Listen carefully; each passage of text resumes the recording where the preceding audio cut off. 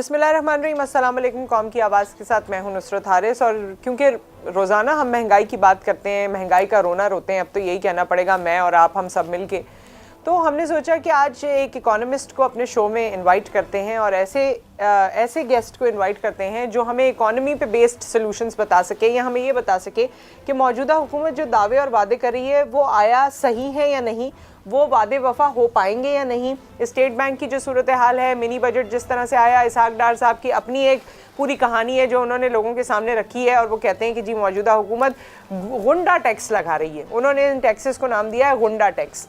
सो इस सारी सूरत हाल को समझने के लिए हमारे पास बहुत ही एलिजिबल गेस्ट मौजूद हैं। Doctor Shahida Wazarat needs no introduction, yet she is the Dean of Institute of Business Management, President, Independent Economist and Policy Practitioners। इनको खुशामदीद कहते हैं। अस्सलाम वालेकुम। वालेकुम अस्सलाम। जी डॉक्टर साहिबा, जो इस वक्त हमारी ओवरऑल सिचुएशन है पाकिस्तान की इकोनॉमी की, in light of current political situation, Imran Khan साहब के बहुत वादे और दावे थे, बल्कि अभी मैं देख रही थी इसहाक डार साहब ने भी एक पेपर पूरा अपना जारी किया है, एक रिसर्च जारी की है जिसमें उन्होंने बताया है कि ये मिनी बजट और न जाने कौन कौन से टैक्सेस और न जाने कौन कौन सी चीज़ें इस हुकूमत ने लागू की हैं आम आवाम पर, जिससे हमारी इकोनॉमी को कोई फ़ायदा नहीं होगा, हुकूमत को शायद फ़ायदा हो रहा हो। ओवरऑल इकोनॉमिक सिचुएशन इस वक्त जो आप देख रही हैं, क्या लग रहा है आपको पाकिस्तान की इकोनॉमी को देखकर? देखिए, एक चीज़ बहुत वाज़ेह है और वो ये है कि पाकिस्तान के अवाम जो हैं उनकी कोई अहमियत नहीं है। ना हुकूमतें उनके लिए काम करती हैं, ना उनकी कोई अहमियत है, ना उनकी जिंदगी पे इन पॉलिसीज का क्या असर पड़ेगा उसकी कोई अहमियत है। और ये सूरत हाल बद से बदतर होती जा रही है। मतलब जो भी हुकूमत होती है हम उस पर तनकीद करते हैं, बाद में जो अगली आती है वो उससे भी बदतर होती है। और अब तो मेरे ख्याल में इमरान खान ने तो सारे पिछली हुकूमतों के रिकॉर्ड्स तोड़ दिए हैं। आप देखिए कि ऐसा लगता है कि इमरान खान का एक पॉइंट एजेंडा है और वो है कि मुल्क डिफॉल्ट ना करे। जिन ताकतों ने उनको इस कुर्सी पे बिठाया है उनके अपने मफादात हैं, और वो ये है कि इंटरनेशनल फाइनेंशियल सिस्टम की स्टेबिलिटी, और वो जब भी है वो समझते हैं कि पाकिस्तान डिफॉल्ट ना कर जाए। वो मैंने एक स्टडी की थी, उसमें मैंने 16 परफॉर्मेंस इंडिकेटर्स देखे थे इस हुकूमत को आए से जब 2 साल हुए थे। तो मैंने देखा था कि कौन से इंडिकेटर्स में बेहतरी आई है, और उसमें मैंने देखा कि सारे इंडिकेटर्स जो है उसमें बदतरी आई थी सिवाय 2 के। इमरान खान साहब की हुकूमत में? जी, उनके पहले 2 साल में। अच्छा, ठीक है। एक तो टैक्स जीडीपी रेशियो बेहतर हुआ था, और दूसरा डेट सर्विसिंग जीडीपी रेशियो बेहतर हुआ था। तो उससे आपको ये पता चलता है कि हुकूमत का सिर्फ एक प्रीऑक्यूपेशन है कि वो टैक्सेस लगाए और उनको डेट सर्विसिंग के लिए इस्तेमाल कर ले। पाकिस्तान के लोगों की कोई अहमियत नहीं है। आप देखिए कि इमरान खान पे इस वक्त इतने संगीन इल्जामात लगे हुए कि उन्होंने बाहर के मुल्कों से पैसे लिए, और सिर्फ बाहर के मुल्कों से पैसे नहीं, हमारे जो बहुत बदतरीन दुश्मन हैं उनसे पैसे लेने का इल्जाम लगा हुआ है।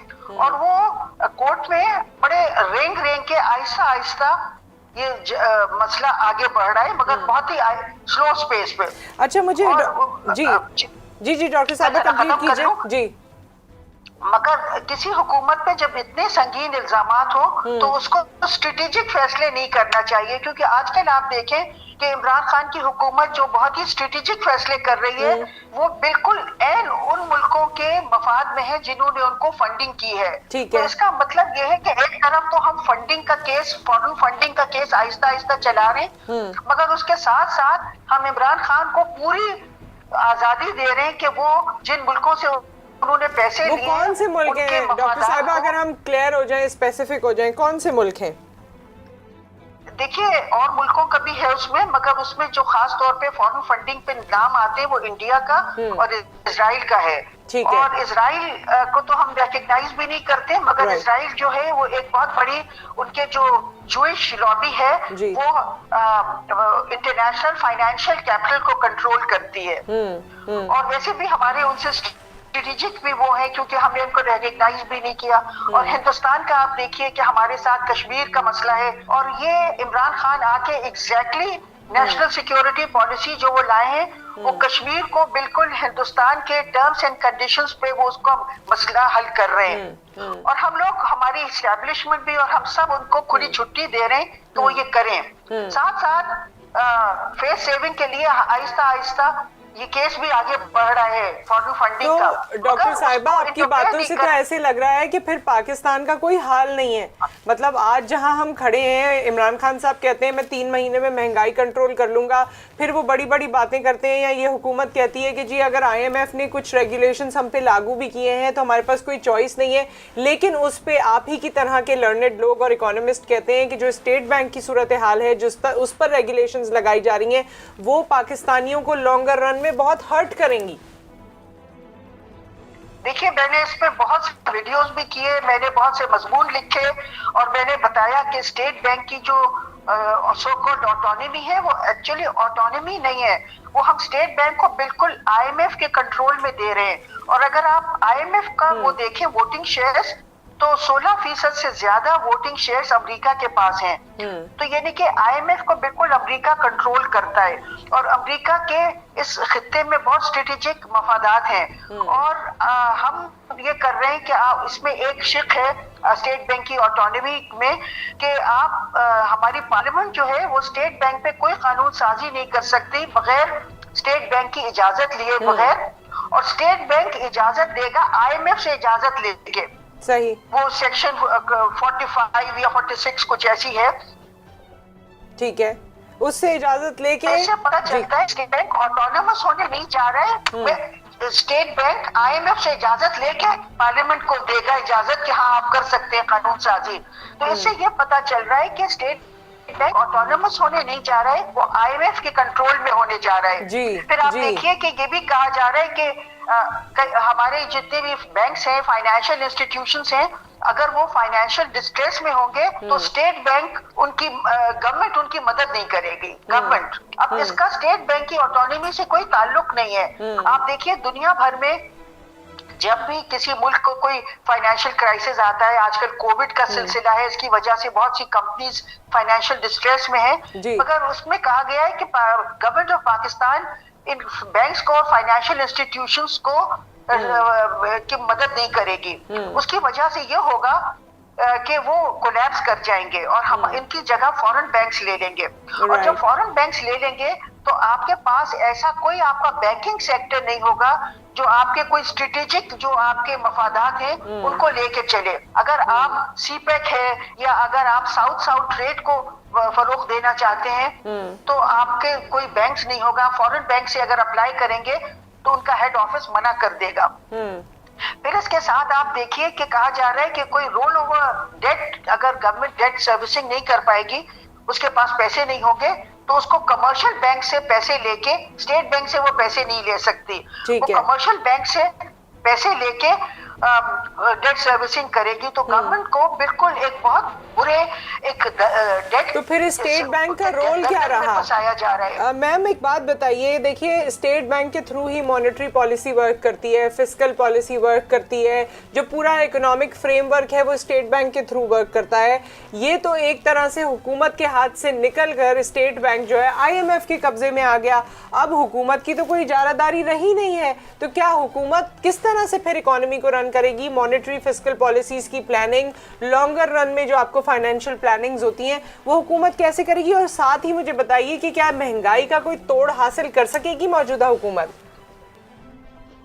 देखिए, इन्होंने फिस्कल और मॉनेटरी बोर्ड को तो बिल्कुल खत्म कर दिया है कि उसका फिस्कल मॉनेटरी बोर्ड नहीं, उसको एबॉलिश कर दिया है।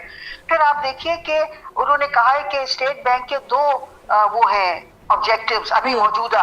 वो कहते हैं एक तो ग्रोथ रेट और दूसरा इन्फ्लेशन को कंट्रोल करना। ग्रोथ रेट का जहां तक ताल्लुक है, स्टेट बैंक ने कभी भी अपना ग्रोथ रेट का वो जो उनका मकसद है उसको कभी नहीं किया है, परसू नहीं किया है, मगर वो इन्फ्लेशन को परसू करते रहे। मगर आप देखिए कि इन्फ्लेशन को वो किस तरह परसू करते रहे। जब भी हम पाकिस्तान की हुकूमतें आती हैं, जमहूरी हुकूमतें खास तौर पे, और वो IMF के पास जाती हैं और कर्जे लेती हैं,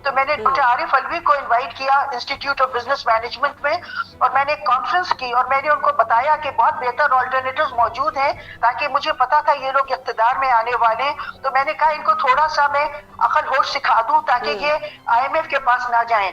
مگر بڑے افسوس کے ساتھ کہنا پڑتا ہے کہ پاکستان میں بہتر سولوشنز ہونے کے باوجود حکومتیں آئی ایم ایف کے پاس اس لیے جاتی ہیں کیونکہ امریکہ نے طے کر لیا ہے کہ پاکستان کو آگے نہیں بڑھنے دینا ہے, نہ سیاسی طور پہ نہ اقتصادی طور پہ.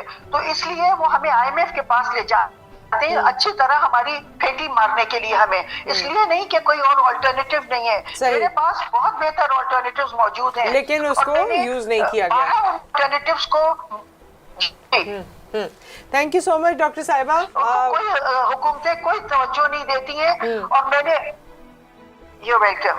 تھینک یو بہت شکریہ آپ کا. اور مجھے پتا ہے کہ جب ہم آپ سے بات کرتے ہیں تو ایک گہرا سمندر ہے نالج کا, اور آپ کی اسیسمنٹ کا, آپ کی ریڈنگز کا, آپ کی لرننگ کا, جس سے فائدہ اٹھانا چاہیے موجودہ حکومت کو بھی یا جو برسر اقتدار ہو. آبویسلی یہ تمام لوگ اپنی زندگیاں اسپینڈ کر چکے ہیں اس کام میں, اور آپ کو اس کی نیٹی-گریٹی کا اندازہ ہے. Thank you so much for your time and for this session. Doctor Shahida وزارت اور ان کے جیسے کچھ اور بھی پریکٹیشنرز ہمارے ملک میں موجود ہیں, مگر افسوس کی بات یہ ہے کہ جب کابینہ بنائی جاتی ہے, جب ایڈوائزرز رکھے جاتے ہیں, تو وہ پی آر پر رکھے جاتے ہیں, پی آر کے بیسس پر رکھے جاتے ہیں. میری آپ سے دوستی ہے, آپ کی کسی سے رشتہ داری ہے, اس کی کسی سے دوستی ہے, اس بیسس پہ بھرتیاں ہوتی ہیں. اس تبدیلی کی گورنمنٹ میں بھی, جس میں عمران خان صاحب نے کہا تھا کہ میرٹ پہ لوگ رکھے جائیں گے, یہ تمام لوگ جن کے پاس سلوشنز ہیں, یہ تمام لوگ جو ایک اچھا نظریہ پیش کر سکتے ہیں, یہ تمام لوگ جو آپ کو سیاہ اور سفید میں ڈفرنس بتا سکتے ہیں, نہ صرف آپ کو بتا سکتے ہیں, آپ کی قوم کو بتا سکتے ہیں,